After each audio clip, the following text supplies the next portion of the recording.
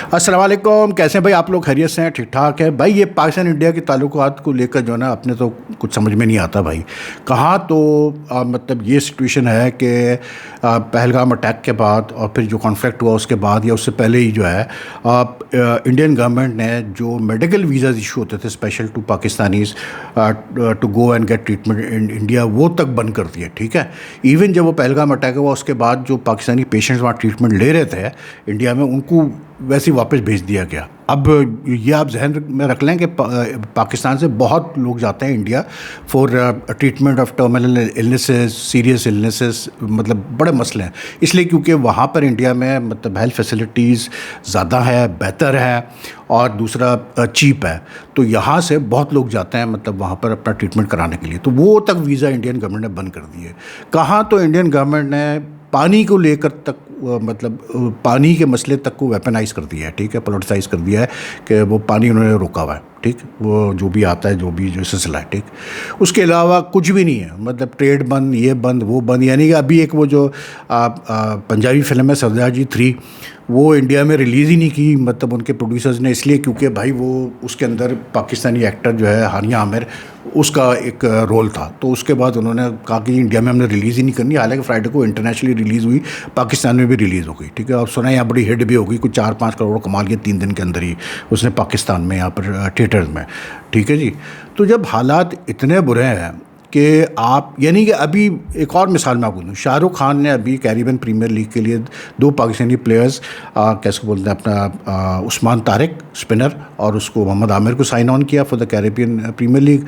उस पर इतना बैकलैश मिला है शाहरुख खान को कि आपने कैसे पाकिस्तानी प्लेयर्स को साइन ऑन किया। जब इतने हालात ख़राब हो तो मेरे तो भाई पल्ले से मुझे समझ में नहीं आता कि ये किस खुशी में ये ICC, Asian cricket council, FIH, international hockey federation वगैरह जो है शेड्यूल्स अनाउंस कर रहे हैं, पूल्स अनाउंस कर रहे हैं, तारीख अनाउंस कर रहे हैं for the events in which Pakistan and India in most of them are in the same group. आज जो है इंटरनेशनल हॉकी फेडरेशन ने जूनियर वर्ल्ड कप हॉकी का शेड्यूल रिलीज़ किया। पाकिस्तान इंडिया एक ही पूल के अंदर है। ठीक है, 24 टीमों में पाकिस्तान इंडिया एक ही पूल में है और वो तमिलनाडु में वो टूर्नामेंट होना है कोई नवंबर-दिसंबर में। ठीक, अब मुझे आप ये बताएं कि जब यही नहीं पता कि जब ताल्लुकात इतने ख़राब हो चुके हैं पहलगाम के बाद, हमें नहीं पता कि इंडियन गवर्नमेंट का क्या व्यू पॉइंट होगा ऑन स्पोर्टिंग टाइज, हमें नहीं पता पाकिस्तान गवर्नमेंट का क्या व्यू पॉइंट होगा ऑन स्पोर्टिंग टाइज, तो फिर ये कैसे ही अनाउंसमेंट्स हो रही हैं भाई। अच्छा, मुझे किसी ने कहा यार वहीद भाई अभी स्क्वाश में भी तो वो एशियन डबल्स स्क्वाश चैम्पियनशिप हुई, इसमें पाकिस्तान इंडिया खेला है और इंडिया ने पाकिस्तान को हराया डबल्स के अंदर। तो ऐसी कोई बात नहीं है भाई, स्क्वाश एक अलग चीज़ है। Squash is a small sport compare to, it's indoor sports and compare to cricket and hockey is very small.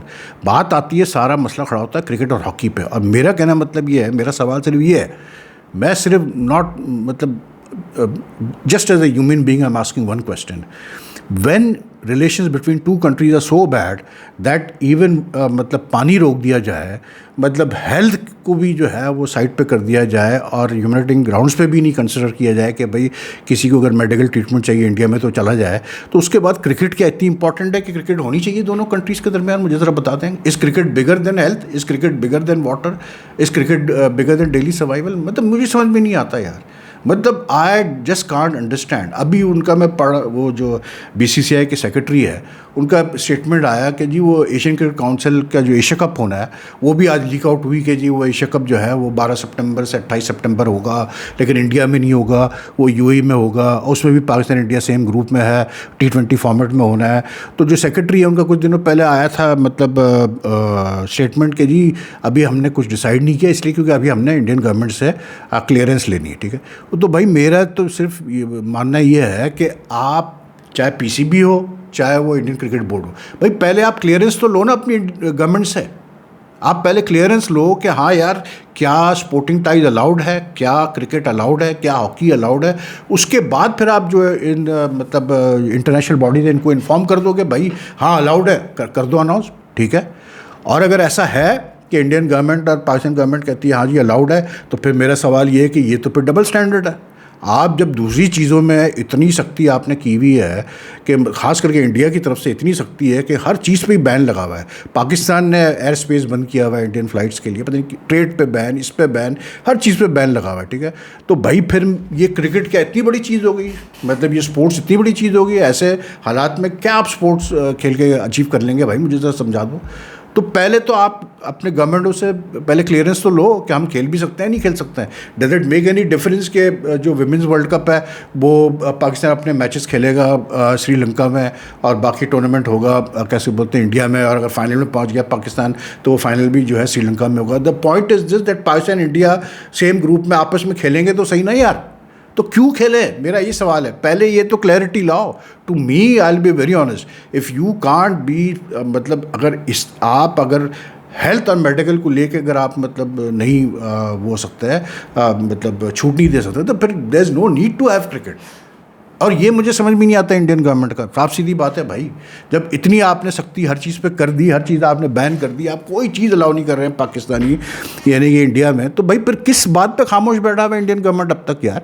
Amit Shah जो है होम मिनिस्टर जो है, उनके बेटे रहे मतलब बीसीसीआई में, सबको पता है कि बीसीसीआई में ज़्यादातर लोग बीजेपी के कनेक्टेड लोग हैं।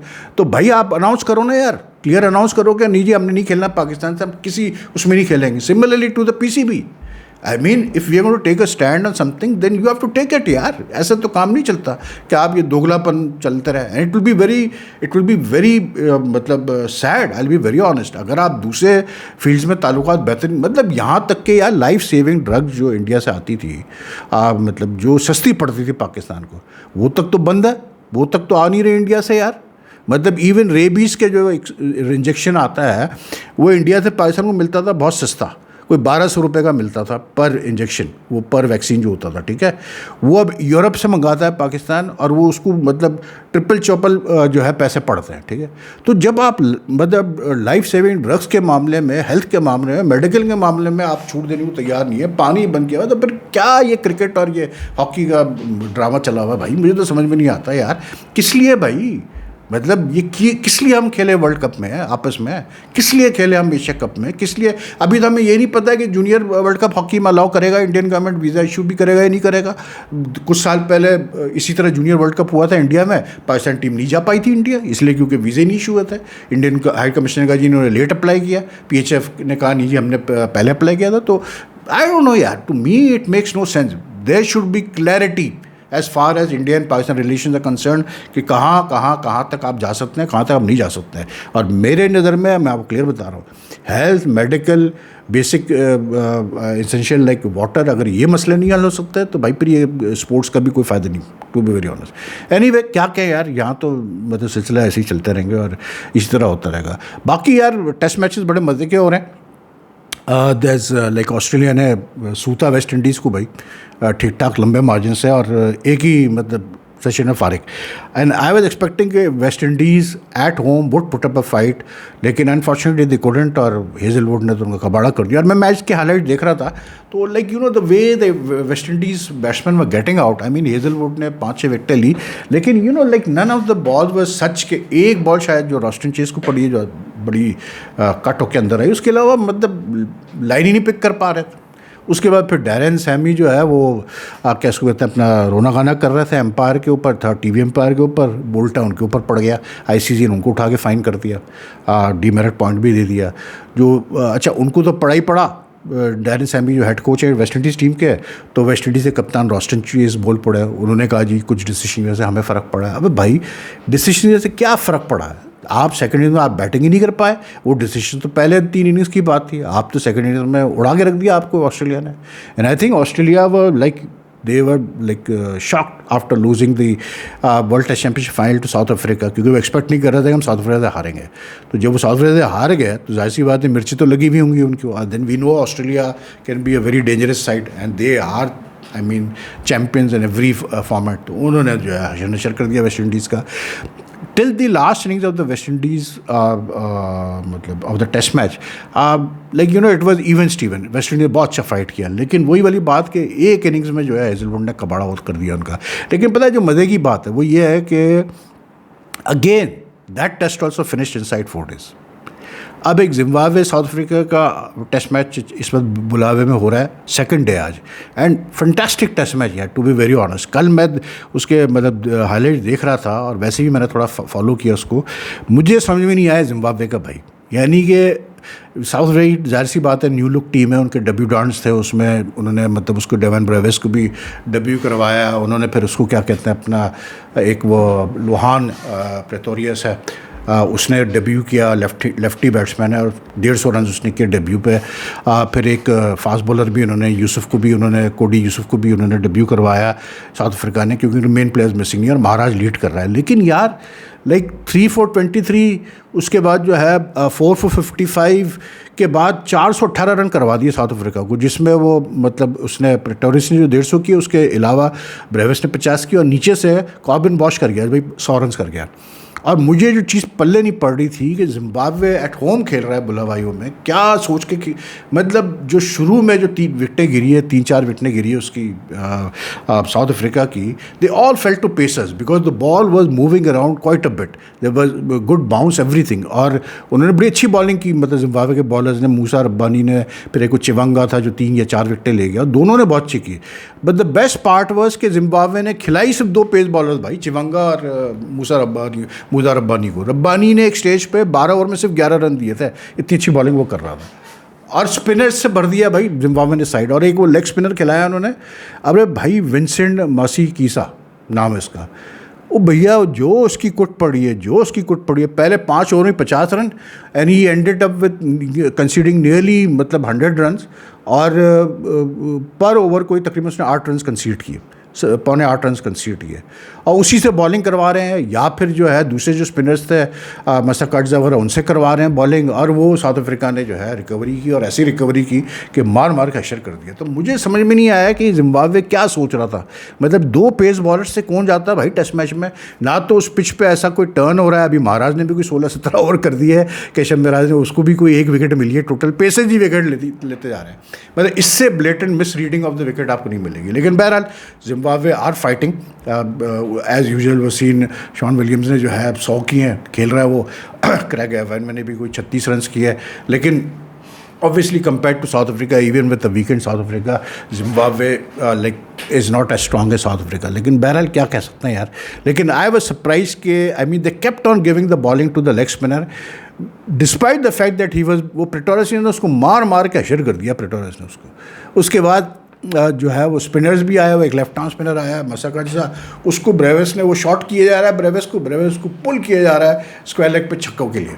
मतलब यार किस किस्म की, मतलब Zimbabwe were looking really good, at 4 for 55 कर दिया था यार, और उसके बाद भी जो है they had them at 7 for 270 और 260 255, और उसके बाद उन्होंने 418 रन कर दिए, कॉबिन बॉश साहब कर गया भाई 100 क्या। लेकिन वेरी इंटरेस्टिंग टेस्ट मैच अभी तो क्या चल रहा है। बाकी वहाँ जो है बांग्लादेश को सूता भाई श्रीलंका ने ठीक ठाक, वो एक टिपिकल जो है श्रीलंकन वाली पिच पे उन्होंने खिलाया, और वो प्रभात जयसूर्या ने उनका हशर किया।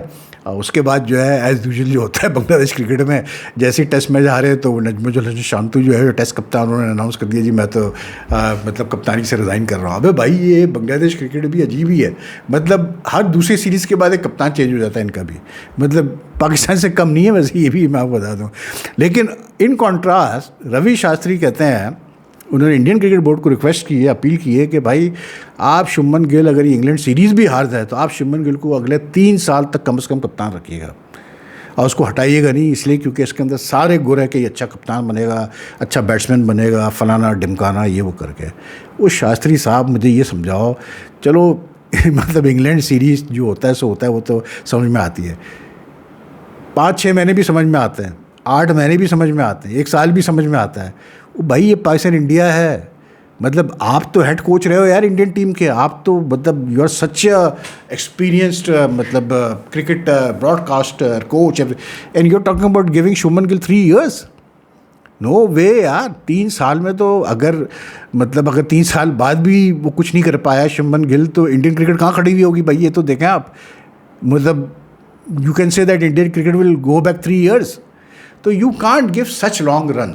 मतलब ठीक है आप अपॉइंटमेंट करते हैं 3 साल के लिए, जो हर जगह होता है, हर स्पोर्ट्स में होता है। आप कहते हैं यार हमने जो है 3 साल के लिए अपॉइंट किया एक कोच को, या 4 साल के लिए किया, या 2 साल के लिए किया, लेकिन स्पोर्ट्स में ये चीज़ बड़ी क्लियर होती है कि भाईजान 1 साल बाद, कम से कम 1 साल बाद जो है बिल्कुल रिव्यू किया जाता है, कप्तान को भी, कोच की परफॉर्मेंस को भी। वो देखते हैं कि यार 1 साल में हुआ क्या, उसके बाद फिर डिसाइड होता है कि ये इसको कंटिन्यू करें या इसका फिर कॉन्ट्रैक्ट ख़त्म कर दिया जाए। 3 साल कौन वेट करेगा शास्त्री साहब, इतना भी ना सपोर्ट करो यार किसी प्लेयर को। मतलब ठीक है, शुभमन गिल अच्छा प्लेयर है, सब कुछ है, हम भी मानते हैं, लेकिन मैं फिर वो रिपीट करता हूँ, मुझे नहीं गुर नज़र आते हैं उसके अंदर। साफ सीधी बात है, कप्तानी वाले कि उसको टेस्ट कप्तान बनाया है, लेकिन बहरहाल it's too early to say, let's see what happens, how it goes. लेकिन ये है कि 3 years is too long a time to be very honest. बाकी यार अपना कैसे बोलते हैं, यहाँ पर PSL के मामला पे काफ़ी वो हो रहा है कि जी PSL के मामला बढ़ के नहीं दे रहे आगे भाई।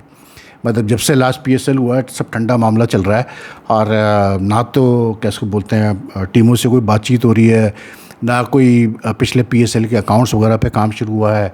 फिर क्योंकि 10 साल पूरे हो गए तो 2 टीमें ऐड होनी है, उस पर कोई काम नहीं हुआ। प्लस फिर जो है टीमों की वैल्यूएशन होनी है 6 फ्रेंचाइजीज़ की, उसके लिए कोई ऑडिट फर्म अपॉइंट नहीं हुआ। तो भाई ये तो it's not like big surprise to me, क्योंकि पाकिस्तान क्रिकेट में तो हर चीज़ हम लेट ही करते हैं ना, तो वो लास्ट मोमेंट पे ही होगा जो भी होगा। बाकी स्किल डेवलपमेंट कैंप चल रहा है, और प्लेयर्स को क्योंकि कोई इंटरनेशनल शेड्यूल बनाया ही नहीं हमने तरीके का अगले 6-8 महीने का, तो प्लेयर्स को छूट मिली हुई है। आप पता चला जी बाबर आजम साहब ने नेपाल क्रिकेट लीग के लिए भी साइन कर दिया है। मतलब ये सब सिर्फ जो, अच्छा बाबर आजम जो है वो क्योंकि अब T20 पाकिस्तान टीम से उनको कंसिडर नहीं किया जा रहा, तो वो धड़ाधड़ लीग साइन कर रहे हैं। मतलब यार क्या है ये, मतलब मेरी समझ में नहीं आ रहा कि कभी तो लीग्स खेल ही नहीं सकते आप, और कभी जब छूट दिए तो ऐसी छूट दिए कि जाओ जितनी लीग्स खेलनी है खेलो। भाई देख तो लो किस लीग में जा रहा है वो, क्या है, क्या उसके फाइनेंशियल रिपरकशंस है। लेकिन बहरहाल, लेकिन पाकिस्तान क्रिकेट पे तो हम आगे और डिटेल में बात करेंगे। लेकिन अभी के लिए इतना ही है जी। अगर आपको वीडियो पसंद आती है तो काइंडली लाइक एंड शेयर कीजिएगा। If you follow my channel, you like the content, if you haven't subscribe it, kindly do press the subscribe button, also the bell icon button, so that you get the latest notification updates whenever I upload a video. It has a channel. So take care. Allah Hafiz ji.